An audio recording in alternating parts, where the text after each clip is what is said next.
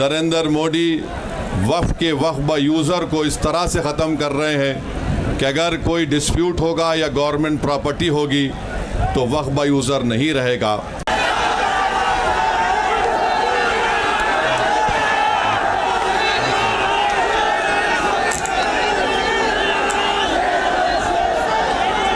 بسم اللہ الرحمن الرحیم۔ السلام علیکم ورحمۃ اللہ وبرکاتہ۔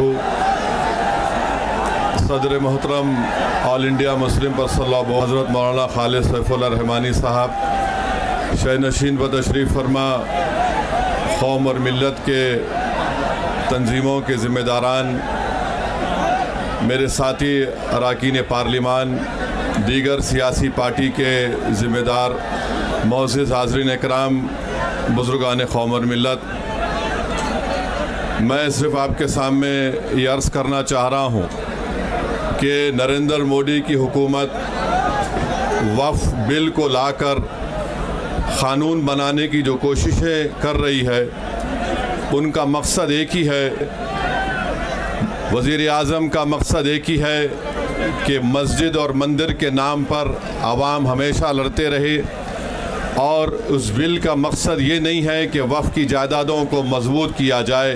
آپ خود اندازہ لگائیے کہ ہندو دھرم کے ایک بہت بڑے جورسٹ ہیں بی کے مکھرجی کی کتاب میں لکھا گیا کہ ہندو دھرم میں بائی کسٹم بائی یوسیج وہ مندر کی جائیداد بن سکتی ہے۔ تو نریندر مودی وقف کے وقف یوزر کو اس طرح سے ختم کر رہے ہیں کہ اگر کوئی ڈسپیوٹ ہوگا یا گورنمنٹ پراپرٹی ہوگی تو وقف یوزر نہیں رہے گا۔ دلی میں 123 وقف کی جائیدادیں ہیں جس پر مرکزی حکومت کا کہ یہ گورنمنٹ کی پراپرٹی ہے۔ کلیکٹر کو اختیار دینے کا مطلب یہی ہے کہ کلیکٹر حکومت کے حق میں فیصلہ دے گا۔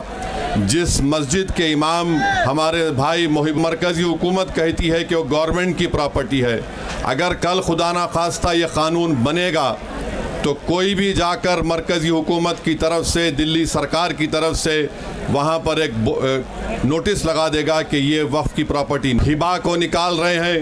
ٹرانسفر آف پراپرٹی میں ہبہ ہے، مگر کوئی گفٹ نہیں کر سکتا وقف کی جائیداد کو۔ نریندر مودی آج کل بھارت کے ہمارے فضیلت الشیخ بنے ہوئے ہیں اور یہ بتا رہے ہیں کہ اگر کوئی مسلمان ہوتا ہے تو اس کو 5 سال تک وہ وقف کو نہیں دے سکتا ہے۔ یہ کہاں سے ان کو معلوم ہوا؟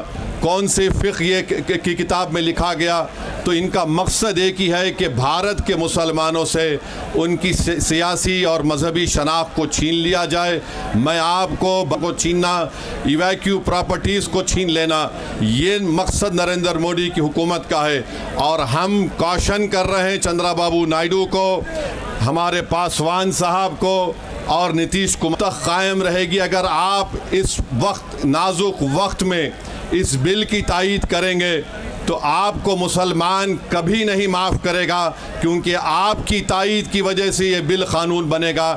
اس لیے ہم ان سے بھی کہہ رہے ہیں کہ آپ اس غیر انکانسٹیٹیوشنل بل کی تائید مت کریے۔ ہمارا مطالبہ صرف یہی ہے، اگر ہندو دھرم کی پراپرٹیز میں، مندروں میں، سکھوں کے گردوارہ میں کوئی غیر سکھ یا غیر ہندو ممبر نہیں بن سکتا تو مسلمان کے اس وقت میں کیوں بن سکتا ہے؟ تو یہ تمام چیزیں ہیں، ہم امید کرتے ہیں کہ حکومت اس کا نوٹس لے گی۔ اگر نریندر مودی اس ملک کے امن کو خراب کرنا چاہتے ہیں، وہ مسجدوں اور مندروں کے جھگڑوں میں جاری ہوگی۔ میں یہاں پر شکریہ ادا کرنا چاہوں گا ہمارے جوائنٹ ورکنگ کمیٹی پارلیمنٹ کے تمام اراکین کا، اور خاص طور سے کلیان بنرجی صاحب کا، ٹی ایم سی کے راجہ صاحب کا، ڈی ایم کے کا، ہمارے ناصر بھائی کا، اور محب اللہ ندوی صاحب کا۔ ہم نے تمام بڑی کوششیں کی، ہم نے اپنی ڈسنٹ رپورٹ کو دیا۔